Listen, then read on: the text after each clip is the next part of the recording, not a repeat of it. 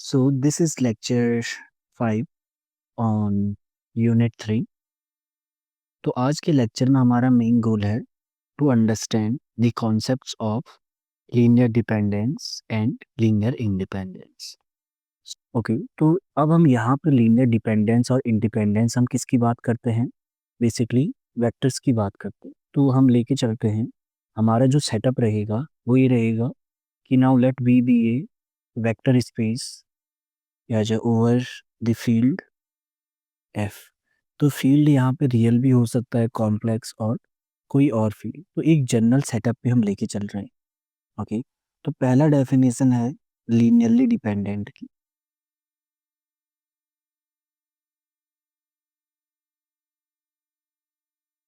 So a set of vectors v1 v2 to vn कहाँ हैं? Basically ये v के एलिमेंट्स हैं, is called linearly dependent. Short में मैं नोटेशन यूज कर रहा हूँ L dot D dot. If there exist scalars a1 to an in the field f, but condition क्या होनी चाहिए? Not all of them are zero, कि सारे स्केलर्स जीरो नहीं होने चाहिए, सच दैट जो ये कॉम्बिनेशन है a1 v1 a2 v2 to an vn के आ जाए, जीरो आ जाए। ओके, तो लीनियर डिपेंडेंट हम एक कलेक्शन ऑफ वेक्टर्स को हम कब कहते हैं? अगर हम ऐसे स्केलर्स फाइंड कर सकें फील्ड में, सारे जीरो नहीं होने चाहिए, हो सकता है कुछ जीरो हो कुछ नॉन जीरो हो, तो सारे जीरो नहीं होने चाहिए। अगर हम ऐसे स्केलर्स अगर हम फाइंड कर पाते हैं कि सच दैट ये कॉम्बिनेशन किसके इक्वल आ जाए, जीरो वेक्टर के इक्वल आ जाए, तब ऐसे कलेक्शन ऑफ वेक्टर, ऐसे सेट ऑफ वेक्टर्स को हम बोलते हैं लीनियरली डिपेंडेंट। ओके, तो इसी से रिलेटेड जो नेक्स्ट कॉन्सेप्ट रहता है that is linearly independent. Okay, so the same collection of vectors, so the vectors we can say the collection of vectors v1 to vn, the vectors, the following vectors are called, so ये vectors को हम क्या बोलते हैं? linearly independent if they are not linearly dependent। इसका क्या मतलब है? सो इन पर्टिकुलर अगर हम इसे थोड़ा और एक्सप्लेन करें, इन particular if whenever the combination is zero, a1 v1 to an vn equal to zero, अगर जब भी कॉम्बिनेशन इज आपके पास जीरो है, देन सारे स्केलर्स क्या होने चाहिए? जीरो होने चाहिए। क्योंकि अगर इनमें से कोई भी एक स्केलर नॉन जीरो आता है तो वो क्या बन जाएगा? Dependent. Okay, so now we will solve some examples जहां से मे बी तुम्हें थोड़ा और क्लैरिटी मिले। So for example we have this v equal to r2, we know v equal to r2, this is a vector space over r। अब suppose हमने यहाँ पे दो वेक्टर ले लिए, पहला वेक्टर था 1 0, दूसरा वेक्टर था 1 1। सो क्वेश्चन है कि are these two vectors linearly dependent? Are v1 v2 linearly dependent? और द सेम क्वेश्चन को तुम ये बोल सकते हो, is the set of these two vectors a linearly dependent set? So the answer is, इन्हें डायरेक्टली देख के बताना बहुत डिफिकल्ट होता है बहुत बार।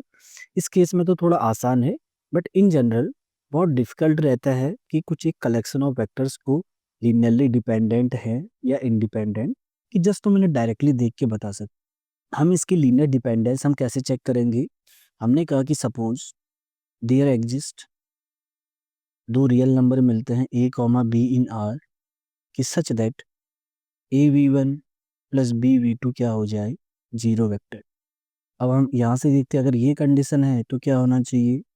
ए plus zero B plus B, zero vector R two में क्या होता है? Zero comma zero. So this implies A plus B and B, ये दोनों क्या होना चाहिए? जीरो। तो हमें पहले पार्ट से हमें क्या मिलता है? ए प्लस बी क्या होना चाहिए? Zero and b equal to zero. तो हम देखेंगे कि अगर हम मान के चलते हैं इनका कॉम्बिनेशन 0 है, तो बेसिकली हमारे पास एक सिस्टम ऑफ इक्वेशन मिल रही है। अगर इसकी मैट्रिक्स फॉर्म लिखें, तो ये कुछ ऐसा आ रहा है। तो बेसिकली हमें क्या करना है? होमोजीनियस सिस्टम सॉल्व करना है। इसका सॉल्यूशन ही हमें बताएगा कि ये डिपेंडेंट होंगे या इंडिपेंडेंट। बट इस केस में हम क्या देखते हैं, हम डायरेक्ट सॉल्यूशन इधर ही से मिल जाएगा, v equal to 0 and a equal to 0। तो अब हमारे पास यहाँ से क्या मिला कि जब भी ये कॉम्बिनेशन 0 हो रहा है, then a equal to 0, b equal to 0। और ये किसकी डेफिनेशन रहती है? लीनियरली इंडिपेंडेंट की। तो हमने देखा था एक कलेक्शन ऑफ वेक्टर्स को लीनियरली इंडिपेंडेंट हम कब कहते हैं? कि अब अगर जब भी इनका कॉम्बिनेशन 0 होता है, तो सिर्फ यही पॉसिबिलिटी होनी चाहिए कि सारे कोफिशिएंट क्या हों? 0। और हम यहाँ से यही डिड्यूस करते हैं कि जब भी ये कॉम्बिनेशन 0 है, तो कोफिशिएंट क्या है? 0। सो देयरफॉर वी कैन से v1, v2 are linearly independent vectors. Okay, now हम सेम वेक्टर स्पेस का एग्जांपल लेते हैं, v इक्वल टू r2। हमें पता है वेक्टर स्पेस है। नाउ सपोज हमारे पास ये वेक्टर है 1, 1, v2 इक्वल टू से 0, 1 एंड v3 इक्वल टू से 2, 3। तो क्वेश्चन है कि क्या ये तीनों वेक्टर लीनियरली इंडिपेंडेंट हैं? So is the set of these three vectors linearly dependent? तो यहाँ पे हम क्या करते हैं, अगेन देख के बताना हम बहुत डिफिकल्ट है, कि हम यहाँ से लेके चलते हैं कि suppose there exist three real number a, b, c in R, कि such that a times v1 plus b times v2 plus c times v3 क्या है? 0 वेक्टर के इक्वल। अगर हम ये मान के चलते हैं, तो एट द एंड हमें a b c में कंडीशन मिल जाएगी। तो a टाइम्स v1 क्या होगा? a 0b 2c 3c। 0 vector किसके इक्वल है? 0, 0। तो यहाँ से हमें क्या मिला? a plus 2c, a plus b plus 3c क्या है? 0, 0। तो इसे अगर हम थोड़ा और सॉल्व करें, तो हमें पहली इक्वेशन तो क्या मिल रही है? a plus c equal to 0। Second equation है a plus b plus 3c equal to 0। Okay, तो अब हमें क्या करना है? इन सिस्टम ऑफ इक्वेशंस को सॉल्व करना है। और हम वो होमोजीनियस सिस्टम से हमें तो सॉल्व करने का आइडिया है। तो इसके अगर मैट्रिक्स फॉर्म लिखा है 0, 2, 1, 1, 3, यहाँ से क्या आता है? ए बी सी, हमारे पास आता है 0, 0।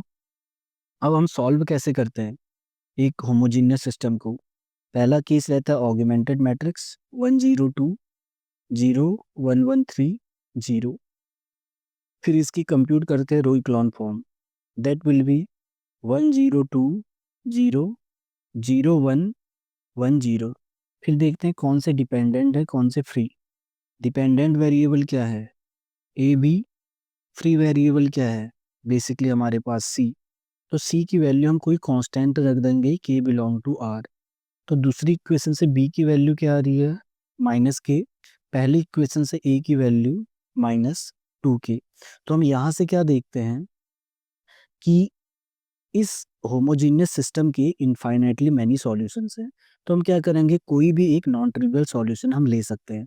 तो सपोज हमने k इक्वल टू 1 रखा, तो हमें क्या मिला? a equal to -2, b equal to -1, c equal to 1। ये किसका सॉल्यूशन है? अगर ये इस सिस्टम को सेटिस्फाई कर रहा है, तो बेसिकली ये वाली कंडीशन होल्ड कर रही होगी इसके ऊपर वाली। अगर ये होल्ड कर रही है, तो ये होल्ड करेगी। ये होल्ड कर रही है, तो बैक ट्रेसिंग से ये होल्ड करेगा। तो तुम यहाँ से चेक कर सकते हो कि -2 times v1 minus plus -1 times v2 plus v3 करोगे तो क्या आएगा? 0। तो एक बार हम इसे इधर ही पे ऊपर वेरीफाई कर लेते हैं। तो पहले को हमें किससे मल्टीप्लाई करना था? -2 से। तो -2 से मल्टीप्लाई करेंगे तो -2, 2। इसे हमें किससे मल्टीप्लाई करना था? -1 से। तो 0, -1। फिर हमें क्या ऐड करना था? इसे 2, 3। तो अगर तुम चेक करोगे इनका सम क्या आ रहा है? 0, 0। तो हमने क्या देखा यहाँ पे? हमें क्या मिल रहा है?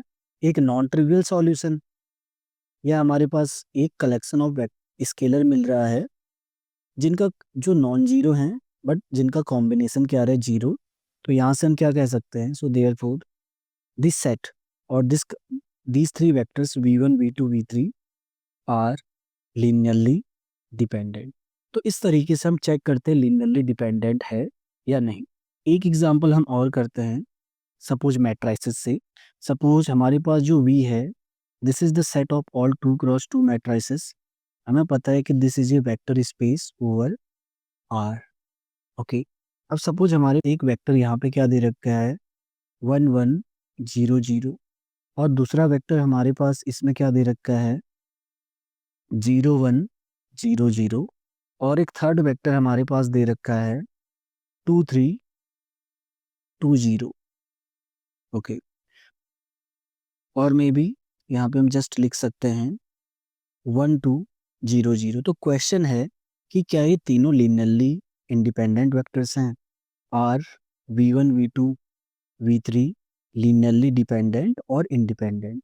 तो आंसर के लिए हम क्या करते हैं, तो हम डायरेक्टली हम लेके चलते हैं कि सपोज इनका कॉम्बिनेशन जीरो है, तो वहां से हमें क्या मिलता है। Okay, suppose there exist a comma b comma c in R कि such that a times v1 plus b times v2 plus c times v3 क्या है, जीरो। तो अगर पहले को a से मल्टीप्लाई करेंगे तो क्या आएगा, ये, दूसरे को b से, ये, तीसरे को c से, c 2c 2c zero, and यहाँ पे जीरो वेक्टर क्या होगा, बेसिकली जीरो मैट्रिक्स।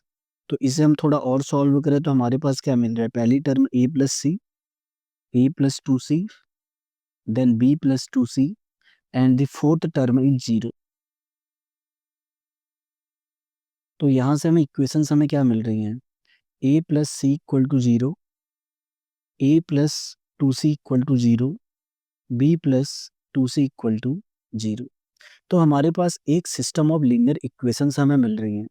अब इसी का सॉल्यूशन हमें बताएगा कि लीनियरली डिपेंडेंट है या नहीं। अगर इसका नॉन ट्रिवियल सॉल्यूशन मिलता है तो लीनियरली डिपेंडेंट, अगर इसका सिर्फ ट्रिवियल सॉल्यूशन मिलता है, ओनली ट्रिवियल, तो ये लीनियरली इंडिपेंडेंट। अब इसे सॉल्व करने के लिए पहले हमें मैट्रिक्स फॉर्म लिखनी होगी। तो इसकी मैट्रिक्स फॉर्म क्या बनेगी, पहली रो 1 0 1, दूसरी रो 1 0 2, थर्ड रो 0 1 2, एंड हमारे पास यहाँ पे क्या है, ए बी सी एंड 0 0 0। ये तो मैट्रिक्स फॉर्म आ गई। देन ऑगमेंटेड मैट्रिक्स हम कैसे लिखेंगे इसकी, 1 0 1 1 0 2 0 1 2 0 0 0। अब हम आते हैं इसकी रो इक्लॉन फॉर्म पे। अगर तुम इसे कंप्यूट करोगे इट विल बी 2 1 2 0 0 1। अगर तुम चेक करना इसकी एक रो इक्लॉन फॉर्म तुम्हारे पास ये आएगी, रो इक्लॉन फॉर्म आ गई। अब हम यहाँ से क्या देखते हैं, लीडिंग एंट्री कितनी है इस मैट्रिक्स की, रैंक क्या है, रैंक ऑफ दिस सिस्टम, और यह रैंक ऑफ जो कोफिशिएंट मैट्रिक्स है, this is same equal to number of variables. तो यहाँ पे क्या होगा, so this system has only trivial solution, this system has only trivial solution. तो यहाँ से हमें क्या पता चलता है कि a इक्वल टू जीरो होगा, b भी जीरो होगा, c इक्वल टू क्या होगा, जीरो। सो देयरफॉर हमने कहाँ से शुरू किया हुआ था, क्या अगर इनका कॉम्बिनेशन जीरो है तो हमने क्या देखा कि सारे कोएफिशिएंट क्या होने चाहिए, जीरो। और ये किसके लिए कंडीशन है, लीनियर इंडिपेंडेंस के लिए। So therefore these three vectors v1 v2 v3 are linearly independent.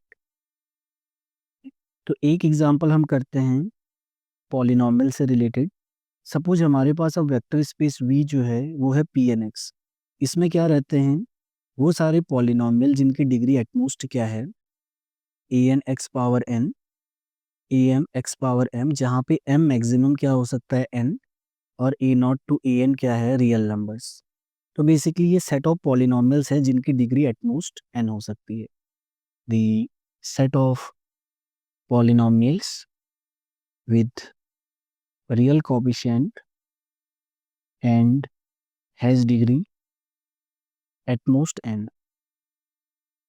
तो हमने वर्कशीट वाले वीडियो लेक्चर में हमने देखा था कि ये क्या बनाता है, वेक्टर स्पेस, तो हमें पता है कि V is a vector space over R। Suppose हम यहाँ पे दो वेक्टर लेते हैं, कोई भी दो पॉलिनॉमियल लेते हैं। सपोज पहला पॉलिनॉमियल है हमारे पास 1 + x एंड V2 है x + x² एंड V3 है जस्ट x³। तो क्वेश्चन है कि are these three vectors V1, V2, V3 linearly dependent या लीनियरली इंडिपेंडेंट।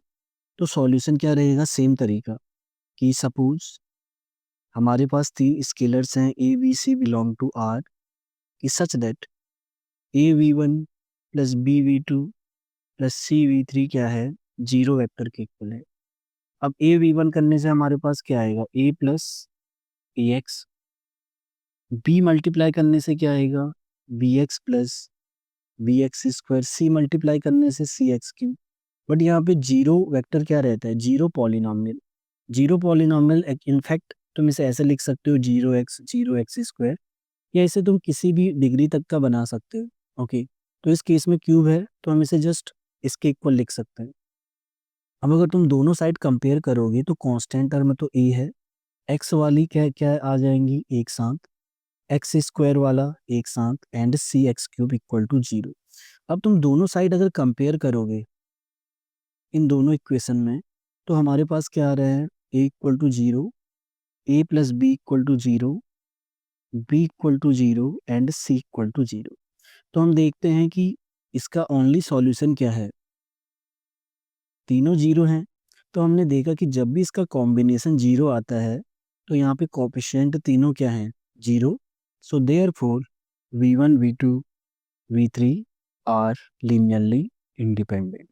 तो इस तरीके से हम चेक करते हैं कि कोई वेक्टर स्पेस में अगर तुम्हें कुछ वेक्टर्स दे रखे हैं तो उनमें से कौन से लीनियरली डिपेंडेंट होंगे, कौन से linearly independent. So at the end we will write a few more definition related to linear dependence and independence. So let V be a vector space over F, a subset S of V is called linearly dependent if there exists a finite collection of vectors, finite collection of vectors say V1 to Vn in S is such that these vectors are linearly dependent, are linearly dependent।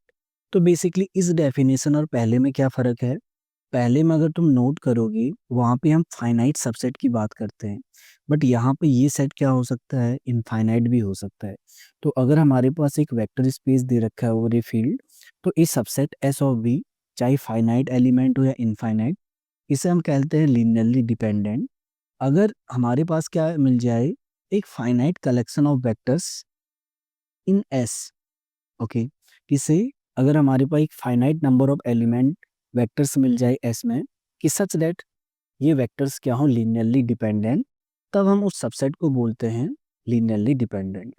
And S is called linearly independent if every finite subset is linearly independent, is linearly independent.